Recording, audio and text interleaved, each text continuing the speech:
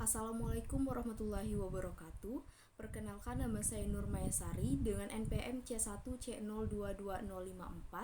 Di sini saya akan menjelaskan materi tentang ekuitas modal di setor. Salah satu bagian akun yang penting bagi perusahaan adalah struktur permodalan atau ekuitas. Untuk perseorangan terbatas atau PT, komponen ekuitas itu terdiri atas yang pertama modal di setor, terus yang kedua itu ada saldo laba. Lalu komponen ekuitas itu terdiri atas modal di setor, saldo laba, dan penghasilan komprehensif lain. Nah, kita akan membahas lebih lanjut tentang komponen ekuitas yang tadi saya sebutkan. Yang pertama yaitu modal di setor. Untuk perusahaan dengan bentuk PT atau perseorangan terbatas, kepemilikannya terbagi dalam lembar saham. Secara umum, pemilik setiap lembar saham itu memiliki hak, yaitu pembagian keuntungan sesuai dengan persentase kepemilikan. Terus pemilik saham itu berpartisipasi dalam manajemen tergantung dengan besar saham yang ia miliki.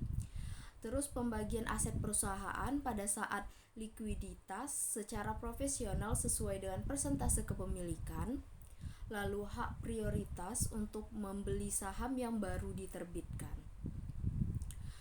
Terus terdapat dua jenis saham yang bisa diterbitkan oleh perseorangan terbatas, yaitu pertama saham biasa atau ordinary share, yang kedua itu ada saham preferred.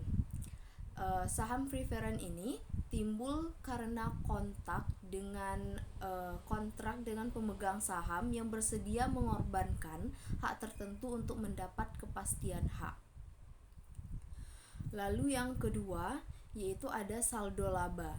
Nah, untuk saldo laba atau return earning ini merupakan bagian dari ekuitas pemegang saham yang berasal dari akumulasi laba bersih perusahaan yang tidak dikembalikan atau dibagikan kepada pemilik atau pemegang saham. Lalu, laba bersih perusahaan yang diperoleh dalam satu periode ini adalah hak pemegang saham. Nah, apabila dibagikan atau dikenal sebagai dividen. Penghasilan komprehensif lain.